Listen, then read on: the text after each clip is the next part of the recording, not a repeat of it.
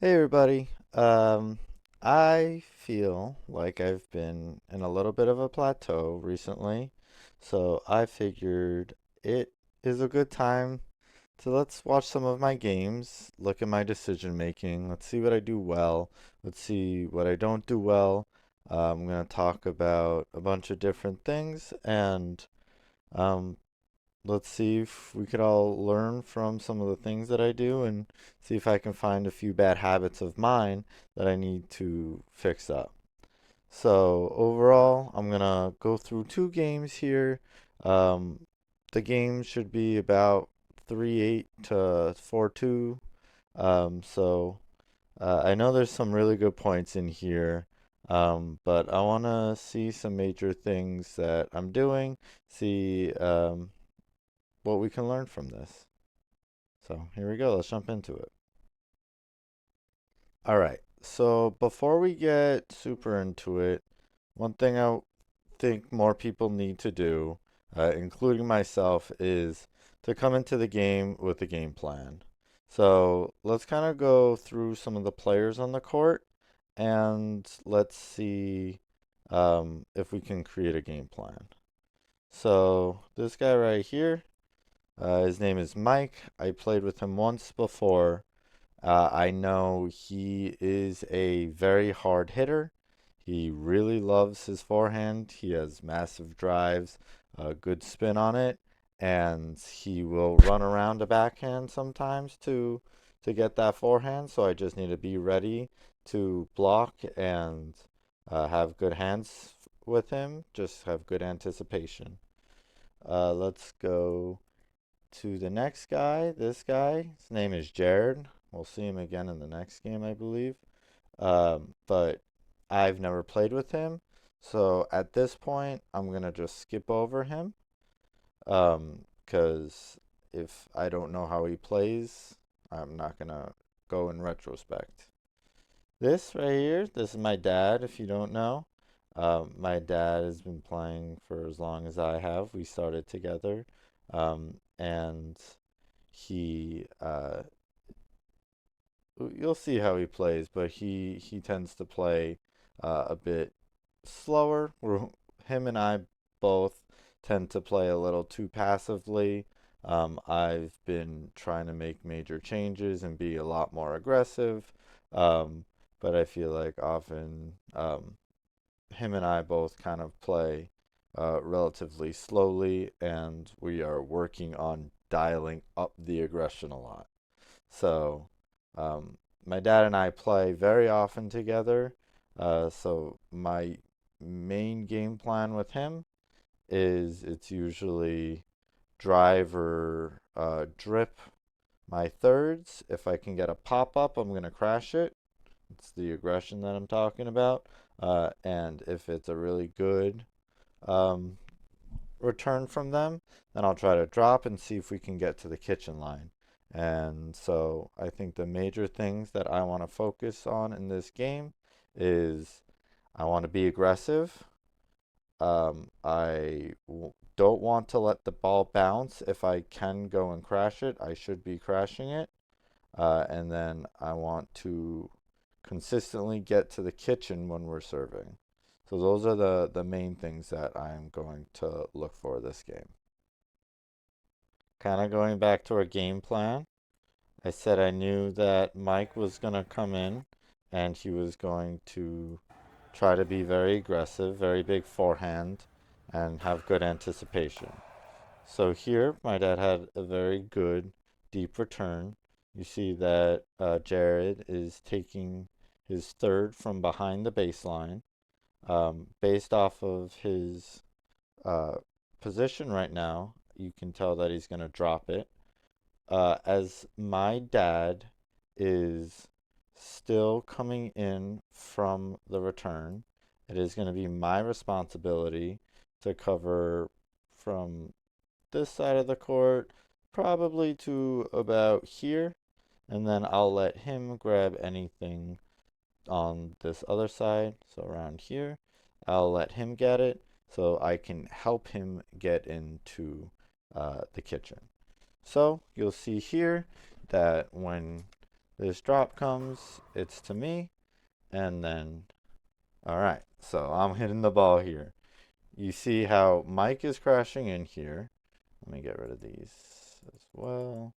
You see Mike's crashing in here, and Jared, the guy who stayed back, is a bit deeper. So I'm going to try to hit it towards Jared to keep him back.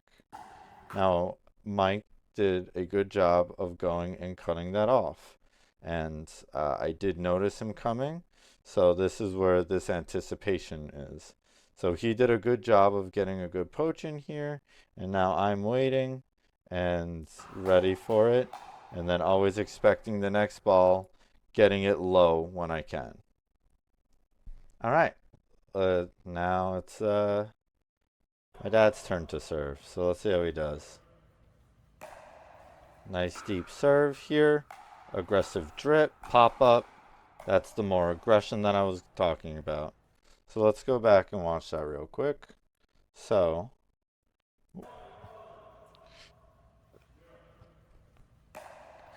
you see how Mike is not running through his return right now. So when I get to hit my shot, I see that I have room to try to hit it with a lot of spin to see if I can get it to dip at his feet. So I'm trying to do that. And from there, I'm going to run through my shot because I trust myself that if he gets a very good shot back, that I can reset it and then easily get to the line. But if he does mess up, that I'm in a good position to be aggressive. This is exactly what I've been working on. So he pops it up, and I'm in a good position to take that up. Here, a lot of people, so my dad does a great job here that a lot of people go and they'll overswing this and hit into the net or hit it out. But the real thing to focus on is where can you hit it. So he can hit it down this line here. He could hit it in the middle, or he can try to hit it this way, a bit of a lower percentage shot. So just notice that he doesn't have to hit this ball at 100%. He just has to hit it in a nice spot, and he hits it down by the feet and through the middle. So great shot. All right, let's go into our next point. So here you'll see my dad hits a nice drive down that line, and I am set up in a rather aggressive position.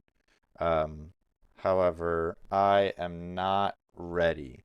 Uh, you can see I am kind of ready, but I have a two-handed backhand counter. So I should be pointing my paddle more towards where this ball will likely go. So this ball is likely going to go either down this line, which is my dad's shot, that's not me, or it's probably going to go in the middle here in a fast pace, which this is probably, these two are the most likely shots. And the last shot is either a relatively sharp angle this, which I would say is a low percentage shot, and I'm comfortable just giving that shot up at this point.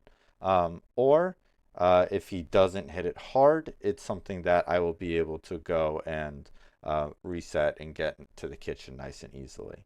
So I personally need to have my hand not on my leg. Let me get rid of these lines. Not on my leg.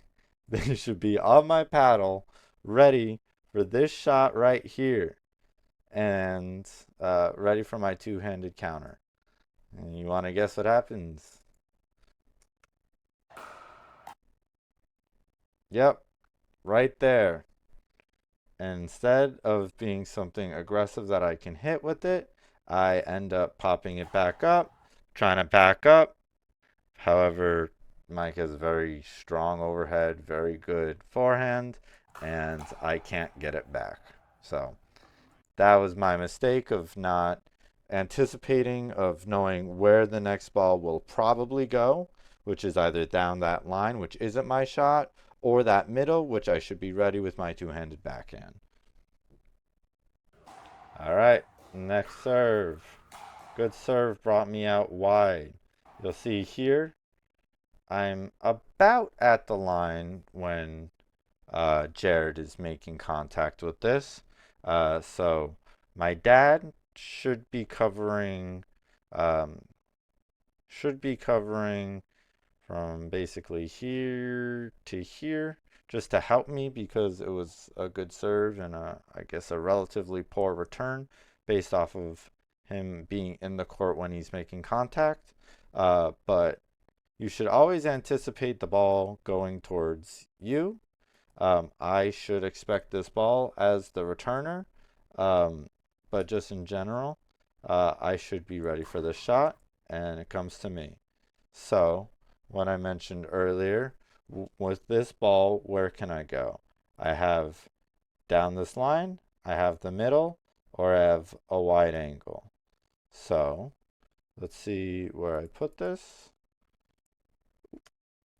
I tried to put it more wide, and Mike did a good job of going and hitting the ball down that line. So my dad was ready for that line, and you can see me that I was ready for anywhere in this middle is going to be my responsibility. So the line and my dad's body was his responsibility, and then here to here is basically my responsibility. So my dad got his shot back, and let's continue the point. So now my dad's here. I'm trying to take as much room as I can and cover as much court, and I get lobbed. So I got it down, and then we're getting back to neutral, just trying to survive. More and more shots. All right, reset.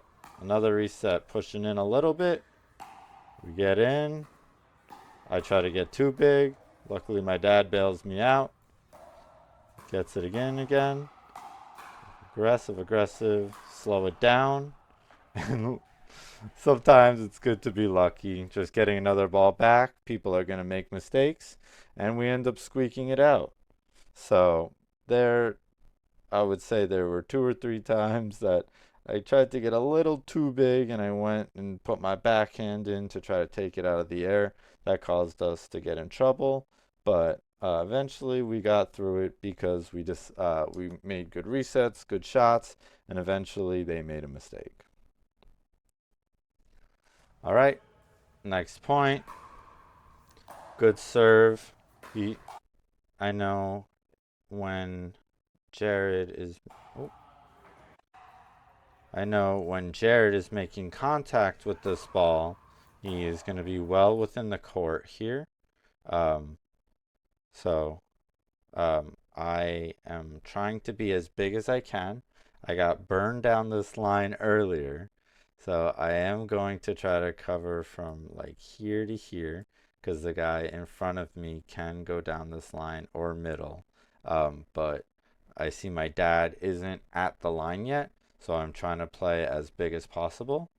Um, so I'm anticipating something uh, either down my line or the middle, and then I'm just hopeful if it goes towards my dad that he's ready for that.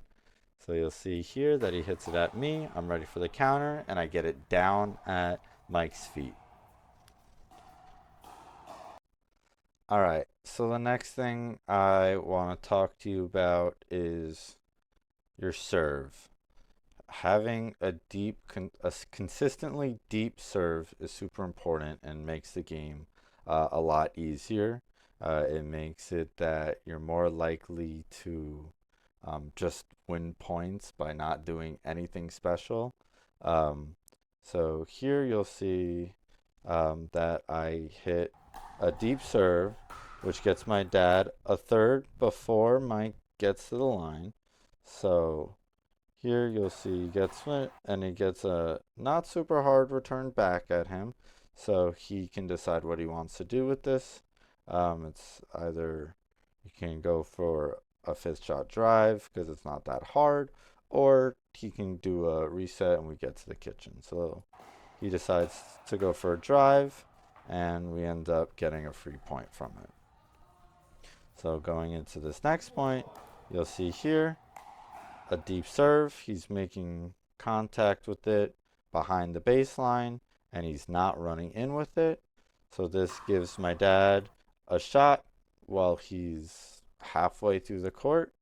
Um, this one is in the net, but it still gave us a good opportunity. So that's the importance of having a serve like that. It just really helps the percentages of you winning the point. So didn't work out in this situation, but it was a higher percentage of it working out than if the serve was super shallow. All right, this next point's actually a really nice one, so let's kind of watch through it.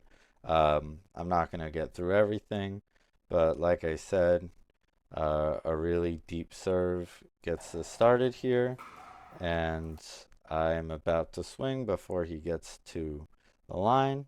So my game plan, this is more of a drip situation. Try to get a lot of topspin on this thing and see if I can get it down. I do hit it a bit high. This is one of the things that I'm working on, and it's clearly a mistake here, is this ball gets popped up and I let it bounce. This is kind of exactly the thing that I'm working on. I want to, in the future, be more aggressive, see if I can take that out of the air. I could have grabbed that at waist or higher, so I feel like that would have been a good aggressive ball. But I didn't, and I decided to drop. So I'm dropping and trying to move in. And I'm ready for the next shot. My dad has basically this line. I have the middle and the outside, and he goes outside. So I go here, and now we made it to the line. So now we finally get to dink.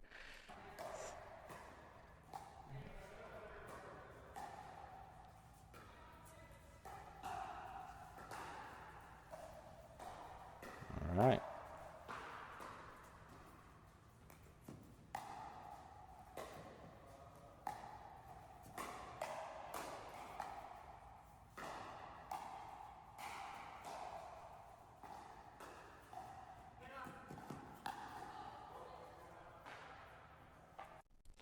Honestly, I'm not gonna super go into that point. It was a good point. Popped up a few balls, made some resets to get back, but on the end of the day, lost the point, but it was a good point for everyone. All right, let's see the next point. A good serve by Mike. You see he's about to make contact while my dad's in. It makes it very difficult here because I would like to try to help him get in. So I would like to try to take this much of the court. However, um, because the ball is right in front of me, I really need to be focused on this shot and the one at my body and maybe one slightly at my forehand, and then kind of leave the rest to my dad. Um, However, like I said, part of my issue is I try to play a little bit too big, so I wasn't ready for the shots that I needed to cover. He goes down that line with his forehand, and I put in the net. It was a good shot by him, but I need to have that second hand on the paddle and be ready for that two-handed backhand. So you can see that it doesn't look like I'm really doing that this game. I know I touched on it briefly earlier, so I wanted to include this point. Um, so you'll see here that my dad doesn't quite get in before before Mike hits the ball. So I am playing, trying to grab this to try to help, and then he'll grab his body in the line. But because I know Mike likes to hit drives, I don't really have to hit any balls that are on the other side of this. So I can really get rid of this spot. If it's coming to this side of me, I know the ball is going to be out. So you'll see here that he hits a ball that I could hit, but I decide not to because it's on the other side, and it's out. So just kind of knowing what's high percentage and what's a low percentage shot, that when he hits that, I know I can leave that out. All right, so that was it that I wanted to talk about game one. We're gonna jump to game two now. So let's kind of talk about overall strategy. So here I'm playing with that guy, Mike. Like I said, Mike has a very good forehand, very good hands. He is going to want to play very aggressively. Um, here is another Jared. Um, we'll call him P. Um, he likes his drives. He really likes to drive and crash on his own drives. Uh, he is good at drops. I know he prefers his drives, but he's good at hitting his drops. And then this is Jared from the last game because they're both Jared. I'm going to call him S. As it seemed, S was very good at hitting drops, very good at resets, just an overall very strong player. So uh, I'm going to want to try to play a bit more aggressively because A, that's what I'm working on, and B, I know that's kind of where my partner thrives. So overall, I'm going to try to play a bit more aggressively and not let these people drive and crash on us. So let's kind of get into the game. I know this really isn't me. I know we talked about the importance of having a good serve, but the also importance of having a good return makes your opponent's life very difficult. And Mike did a great job here, so let's kind of go through it. So Mike puts this ball very deep. Jared, P is back here with his weight backwards, going for uh, a drop, and he almost gets it, but because of where he was and where his weight was, it ended up hitting the net. So that's just how strong a good return is. So this point's going to show the game plan that I was talking about. So I hit the ball to P. P likes to drive and crash his own shots, so he drove it. I hit it, and boom, crash. He's ready for the next one. But Mike has good hands, and he's ready for it. So this is kind of feeding into what we want. Good reset by S, and just a great winner. It's a low percentage shot. Honestly, I just clap your hands. You did a good job. Um, for me, that is such a low percentage shot that unless he continuously keeps doing that, I'm going to let him go for it. And 9 times out of 10, I think he's going to miss it. And if he proves me wrong, then I'll start covering it. But it was such a good shot. Tip your cap and move on to the next point. All right, let's jump into the next one. So you'll see here, get a decent return, and they get into the kitchen. Here I want to talk about when to anticipate speed ups and who covers what. Ball is on my side. All right, let's look at this body language.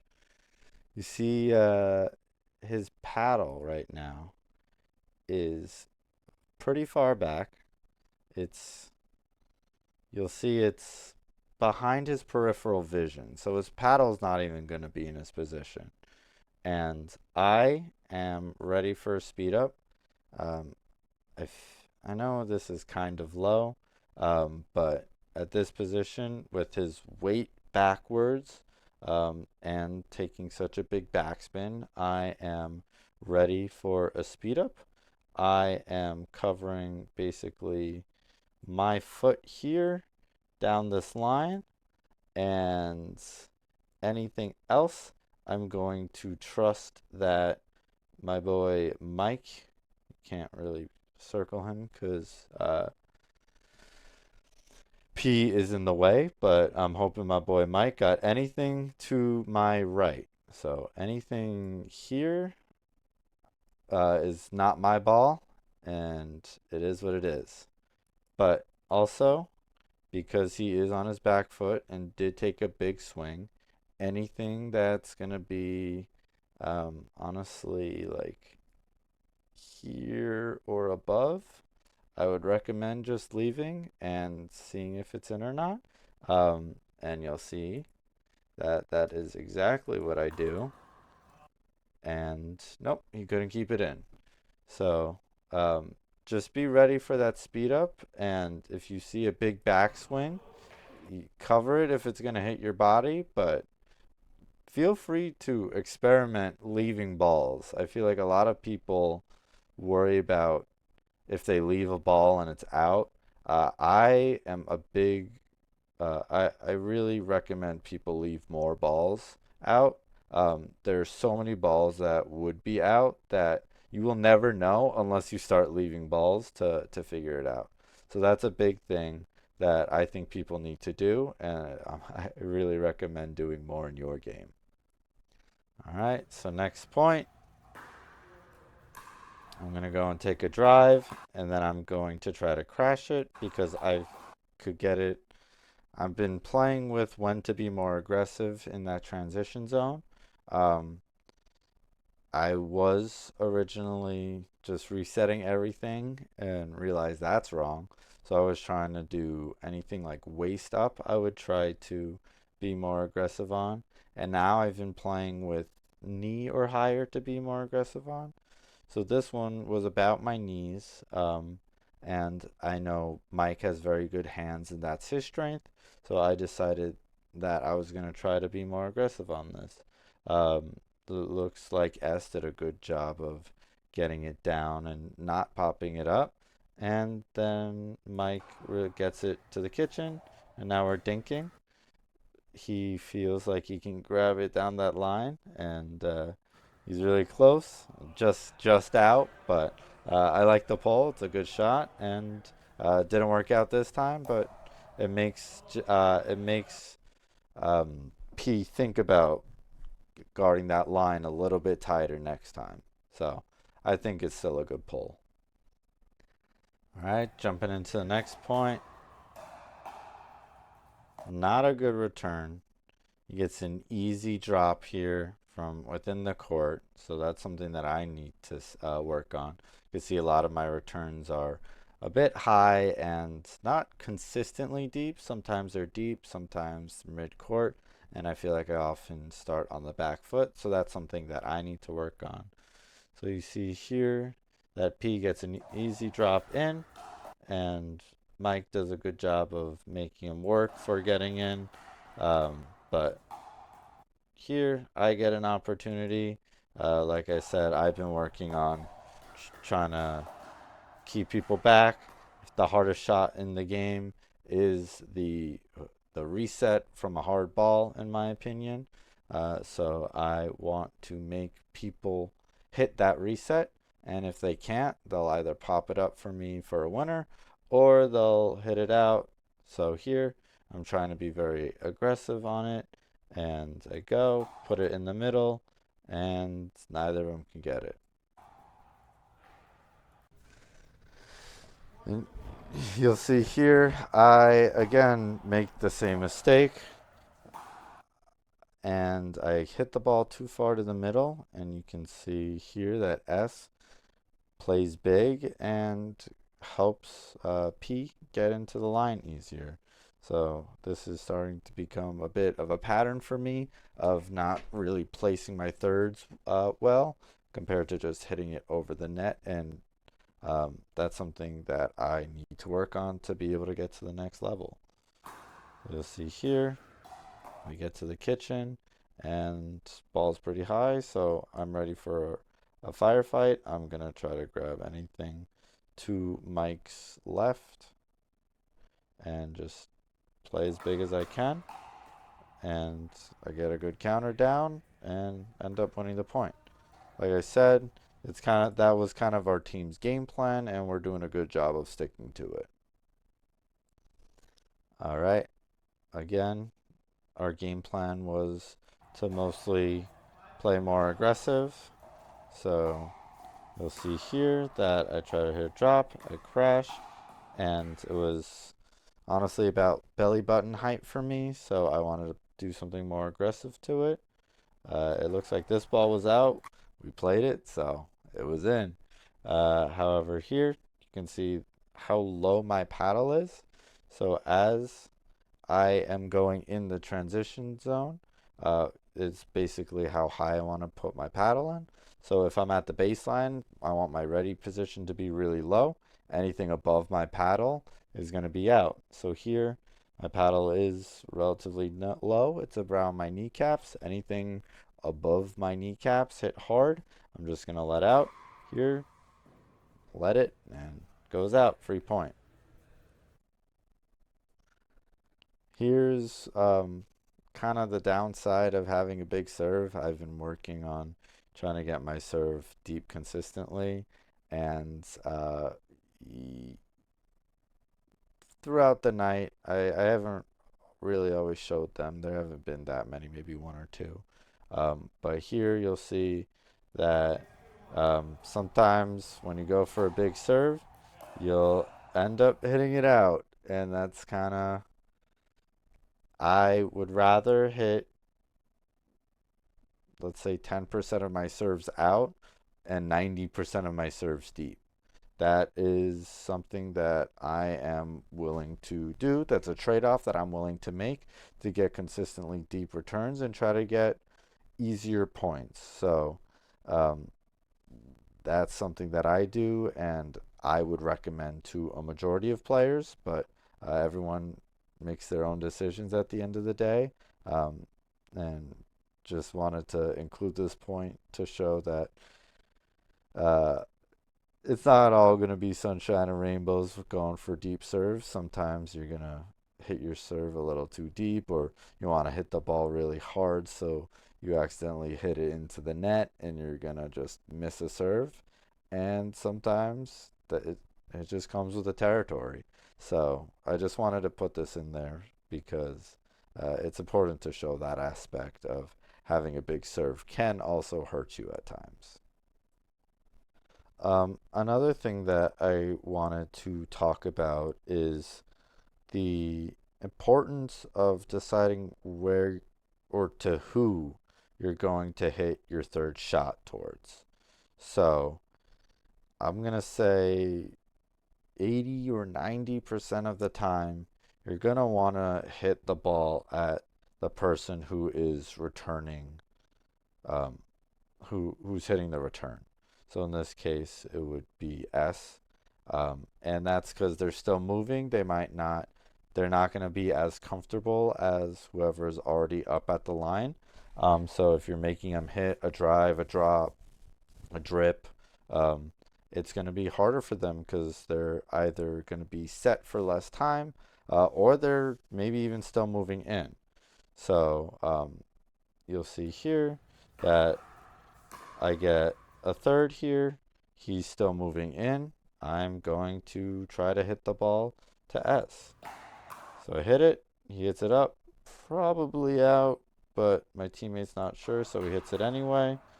And then gets a lob that's over his head and hits it out. Um, so I'll briefly touch upon that 10% if it comes up later. Hopefully, there's a point later that shows it. All right, so here um, I want to talk about really staying in the point and keeping your aggression while in an advantageous position, but know that the other people on the court also want to win and they're going to be good and they're going to try their best to keep the point going.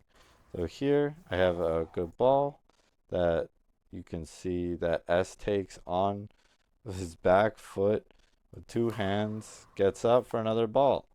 So here, just keep going. I'm still on the aggressive. I go, and then you can see that P gets a good ball. Like, that was an incredible ball that he got down to Mike's, I don't know, shin. Mike still gets another ball, and eventually they put it into the net.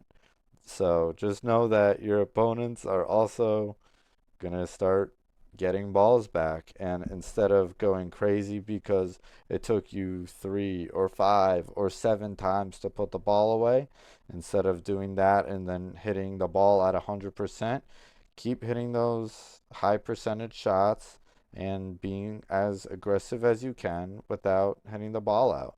So just keep the advantage when you can. So earlier I said that the third shot should go to the person returning 80-90% of the time. Here is an example of when maybe to not hit it to the person. So often it's when you have a very good serve and the person who has been established at the net, so in this case it would be P, um, is trying to help their teammate get to the line. So you'll see here that Mike, my teammate, hits a really good serve that S is on his back foot, I don't know, like 4 feet behind the baseline, with his weight backwards. And then he still hits a pretty good return. But you'll see here that S is doing, sorry, P, this is P, is doing the right thing and trying to take as much court as he can to help S get in.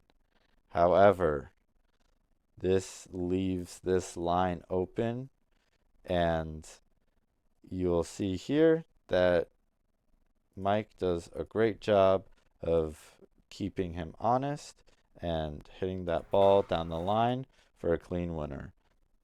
All right, so that is all the gameplay that I wanted to talk about.